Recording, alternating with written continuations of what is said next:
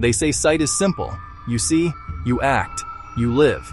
But your sight is not your own. It can be shaped. It can be sold. A simple frame can become a statement of status. A clear lens can hide a complex margin. One company understood this.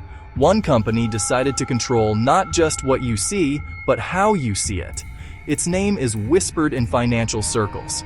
Its power is rarely seen by the millions who wear its products. This is the story of that power. This is the story of quiet, total control. It is a lesson in bold red monopoly. It is a study in building in bold red economic moat. It is the art of bold red retail engineering on a global scale. The company is Luxottica. Its name may not be familiar, but its brands are. This is not an accident. This is a design, a deliberate campaign to own an industry, from factory to shelf to insurance claim. The story begins in a small town. Agordo, Italy, 1961. Leonardo Del Vecchio founded a humble workshop that made components, just one piece of a fragmented industry. He saw inefficiency and the gaps between makers, designers, and sellers. Power would come from controlling the entire journey of a pair of glasses. A simple idea, total control. In 1971, Luxottica unveiled its first collection. Then came distribution, a wholesale network selling directly to opticians. Cutting out middlemen created a direct line to demand. Brick by financial brick, control accumulated. In 1999, it bought Ray-Ban for $640 million. A struggling icon. Low-end distribution was cut. Quality rose. Prices rose. A fading brand was rebuilt into a cash machine. Acquire a known brand. Control its distribution. Reposition for maximum profit. 1995. Acquiring U.S. shoe brought lens crafters and retail power. Own the shelves. Guarantee your brands. Relegate rivals. Luxottica was no longer just a factory. It became a gatekeeper. The result? An empire few can challenge. Let us speak in plain terms. The strategy is called vertical integration. It sounds academic. In practice, it is a weapon. Most firms occupy a rung or two. Luxottica owns the entire ladder. This is the architecture of its dominance. Control of every step insulates against market pressure. It makes its own weather. Design and manufacturing span Italy, China, the United States, Brazil. It controls materials. It controls labor. It controls time. It can make couture and commodity under one roof. The spread is the margin. The margin is the kingdom. Wholesale power binds independent retailers to its terms. Minimum orders, display rules, pricing guidelines. Retail control engineers the experience. Insurance closes the loop before you walk in. From factory to face, profit is captured at every stage. Consumers believe in choice. Oakley for performance, Prada for fashion, Ray-Ban for heritage, Michael Kors for trend. It feels competitive. It is an illusion, a carefully constructed portfolio. Many lines are owned, many are licensed exclusively. Different doors, same house, same cash register. Approach the fashion houses, offer the machine, design, manufacture, distribute, collect the royalty. Prestige on the outside, Luxottica on the inside. Competitors are locked out. With both ends of the market, it defines value. Set the anchor high, normalize the middle. A market that appears diverse, but is highly concentrated. Independents can't access chains, can't match scale, can't get licenses. Choice becomes curated. Design becomes ornamental. That is the landscape we face. Empires are not built with cash alone.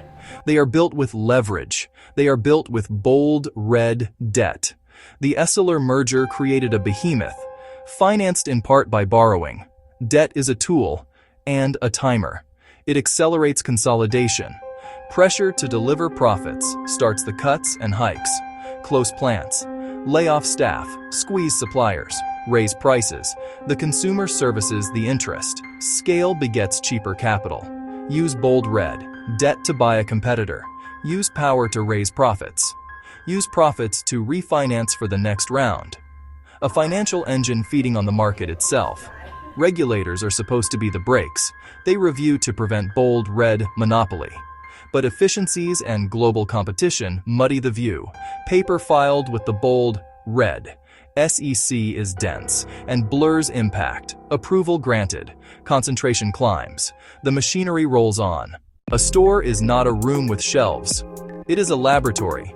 Luxottica has mastered bold red retail engineering. Every element guides you to a profitable outcome.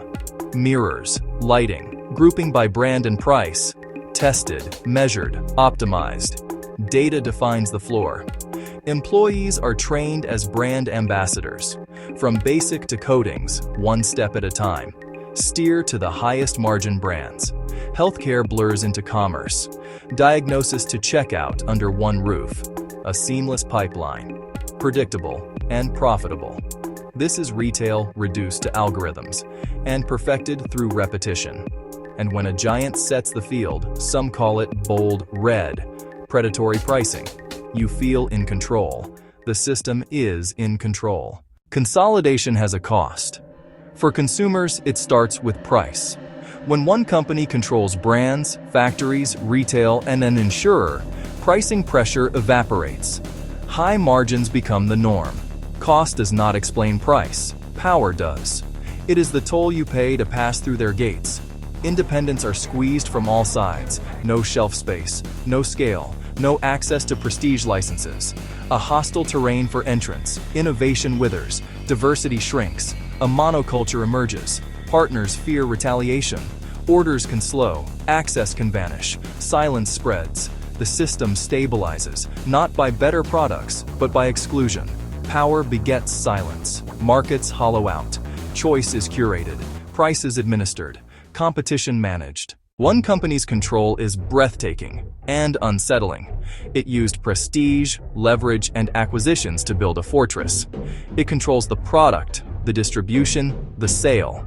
A net so fine that nearly every premium dollar lands inside it. This is not conspiracy. It is structure. Consumer risk, inflated prices, curated choice. Market risk, starved competition. Regulatory risk, slow, ill-equipped oversight. Manufacturer, wholesaler, retailer, insurer. How do old tools measure that? The tools are outdated. Where is the bold red SEC? Where are global antitrust bodies? They search for single giants. The network is the bold red, monopoly now. Power is not owning the lake, it is owning the river, the tributaries, the dam, the plant. The story ends where it began, with sight. In the boardroom, a pair of glasses is an asset, a unit of revenue, a point of control. They are not villains, they are fiduciaries. Outside, the world pays.